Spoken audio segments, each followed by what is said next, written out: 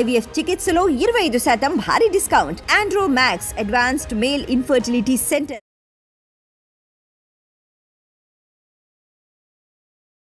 Hello everyone, మీరు చూస్తుంది Suman TV. నేను మీ కీర్తి. ఈ రోజు మనతో పాటు ఉన్నారు ప్రముఖ గైనకాలజిస్ట్ ఐశ్వర్య గారు.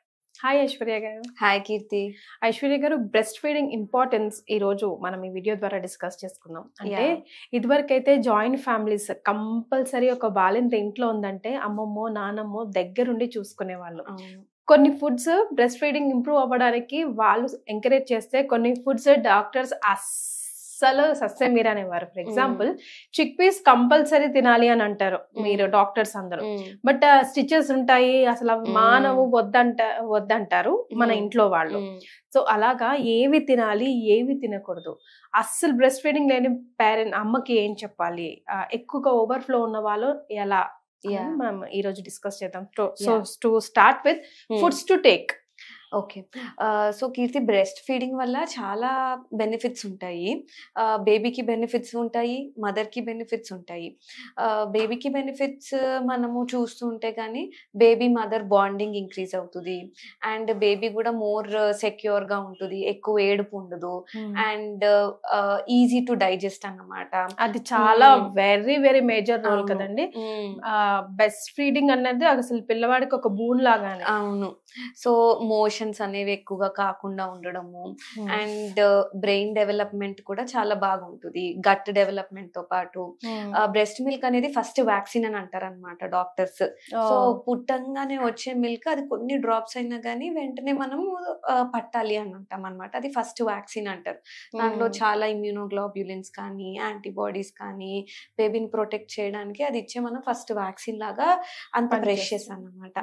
సో మదర్ కి కూడా చాలా బెనిఫిట్స్ ఉంటాయి. మదర్ కి డిప్రెషన్ చాలా తగ్గుతుంది.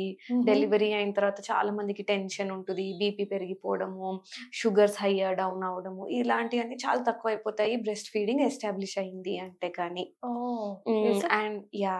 అండ్ ఆల్సో ప్రెగ్నెన్సీ, మళ్ళీ నెక్స్ట్ ప్రెగ్నెన్సీ తొందరగా రాకుండా ఉండడము, ఇవన్నీ కూడా అడ్వాంటేజెస్ ఉంటాయి బ్రెస్ట్ ఫీడింగ్ కంటిన్యూ చేస్తూ ఉంటే మనము రెగ్యులర్ గా. ఫుడ్స్ గురించి మాట్లాడదాము అనుకుంటే కానీ, సో బేసికలీ ఫుడ్స్ లో వాటర్ ఇంటేక్ అనేది చాలా మంది చాలా తగ్గించేస్తారు. వాటర్ తాగకపోతే బాగా చిక్కగా వస్తుంది బ్రెస్ట్ మిల్క్, అండ్ కరెక్ట్ గా వస్తుంది బ్రెస్ట్ మిల్క్ అనేది చాలా మంది అపోహ. సో అసలు వాటర్ ఈర్ అన్నమాట. ఇలా డెలివరీ అయిన తర్వాత వాటర్ ఈర్ అసలుకి. అప్పుడు బ్రెస్ట్ మిల్క్ ప్రొడక్షన్ కూడా, అసలు మిల్క్ అనేది మాక్సిమం 90% వాటరే. సో మనం అలాంటి మదర్ కి మనము వాటర్ ఇవ్వలేదు అంటే గానీ మిల్క్ ప్రొడక్షన్ ఆటోమేటికలీ తగ్గిపోతుంది. అండ్ మిల్క్ టేస్ట్ కూడా చాలా చికెన్ మిల్క్ బేబీ అంత ఇష్టపడదు అన్నమాట. సో ఫస్ట్ అపోహ ఏంటి అంటే, డెఫినెట్ గా గానీ మనము డెలివరీ అయిన తర్వాత మదర్స్ కి రీహైడ్రేట్ చేయాలి. డెఫినెట్లీ వాటర్ అంటే బాడీ అంతా, పెద్దవాళ్ళు అంటారు బాడీ అంతా నీరు వచ్చేస్తుంది ఎక్కువ వాటర్ తాగితే, అందుకే వాటర్ ఎక్కువ ఇవ్వరు. సో అది తప్పు అంటారు. అవును, డెఫినెట్లీ. ఎందుకంటే అసలుకి బాడీలో వాటర్ లేదు అంటే water is the main repair mechanism. Water త్రూనే మన బాడీ డర్ట్ అదంతా కూడా బయటికి వెళ్ళిపోతుంది, రిఫ్రెష్ అవుతాము, ఎలక్ట్రోలైట్స్ వస్తాయి.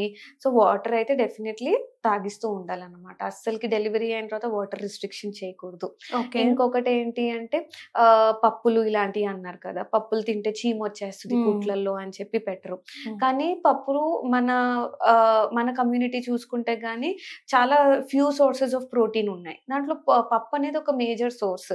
మన వాళ్ళు డెలివరీ అయిన తర్వాత చికెన్ ఇలాంటివి అయితే ఎలాగో పెట్టరు. సో ప్రోటీన్ పెట్టకపోతే అప్పుడే మనం కట్ చేసిన మజిల్ అది హీల్ అవే స్టేజ్ లో ఉంది. సో దానికి అన్ని ప్రోటీన్ అనేది చాలా ఇంపార్టెంట్ అన్నమాట. అంటే పస్సు వచ్చేస్తుందేమో అన్న ఫీలింగ్. అదైతే అపోహ. అపోహనే. ఎందుకంటే డెఫినెట్లీ మనకు ప్రోటీన్ సోర్స్ ఉండాలి బాడీలో. సో డెఫినెట్లీ పప్పు అలా తీసుకోవడం వల్ల గ్యాస్ రావచ్చు కానీ పస్సెన్ రాదనమాట. సో గ్యాస్ వస్తుందా లేదా చెక్ చేసుకొని, గ్యాస్ రాకుండా మనం దాంట్లో కొంచెం వెల్లుల్లిపాయో ఏదో ఒకటి వేసి కొంచెం డైజెషన్ ఇంప్రూవ్ చేసేలాగా కొంచెం స్పైసెస్ ఏమన్నా వేసి ఈజీగా డైజెస్టబుల్ గా చేయాలన్నమాట మనం పప్పుని. అండ్ ఇంకొక ఫుడ్స్ ఇంక్రీజ్ చేసేవి ఏంటి అంటే గానీ మెంతులు కూడా బాగా ఇంక్రీజ్ చేస్తాయి అన్నమాట బ్రెస్ట్ ఫీడింగ్ మిల్క్ మిల్క్ ని. అండ్ రెగ్యులర్ గా ఏదో ఒకటి కోకోనట్ వాటర్ ఏదో ఒకటి ఎలక్ట్రోలైట్స్ తీసుకుంటూ ఉంటే గానీ బ్రెస్ట్ ఫీడింగ్ చాలా బాగా వస్తుంది అనమాట మదర్ కి. వేరే సూపర్ ఫుడ్స్ ఏమనుకోవచ్చు, ఓట్స్ ని సోక్ చేసి తింటే ఓట్స్ తో కూడా మంచిగా బ్రెస్ట్ మిల్క్ వస్తుంది. కూరగాయలకి వస్తుంటే గానీ బీరకాయ ఇలాంటి కూరగాయల వల్ల చాలా బ్రెస్ట్ మిల్క్ ఇంప్రూవ్ అయ్యే ఛాన్స్ ఉంటుంది. అది ఎలా అంటే బీరకాయలో ఫైబర్ ఉంటుంది. సో ఫైబర్ వల్ల బ్రెస్ట్ మిల్క్ ప్రొడక్షన్ కూడా ఇంప్రూవ్ అవుతుంది అనమాట. అండ్ రెగ్యులర్ గా కొంతమంది మదర్స్ ఎలా అనుకుంటారంటే ఇంకా బ్రెస్ట్ మిల్క్ రావటం లేదు, సో టాప్ ఫీడ్ పెట్టేద్దాం బేబీకి అని అసలు ట్రై చేయరన్నమాట. సో ద థింగ్ ఈజ్ మనం ట్రై చేస్తూ ఉంటే బ్రెస్ట్ సప్లై వస్తుంది, కానీ it will take like 1 or 2 weeks అనమాట. అప్పటి వరకు ఓపిక పట్టాలి. ఓపిక బట్టి బేబీని చాలా హంగ్రీ బేబీ ఉన్నప్పుడు పెట్టుకుంటే బేబీకి ఇంకా ఇరిటేషన్ వచ్చేస్తుంది అన్నమాట.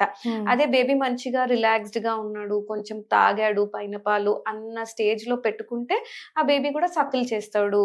అప్పుడు బ్రెస్ట్ మిల్క్ సప్లై అనేది మళ్ళీ రీఎస్టాబ్లిష్ అయ్యి మళ్ళీ మెల్లగా ఒక 2-3 weeks లో మళ్ళీ వస్తాయి పాలు.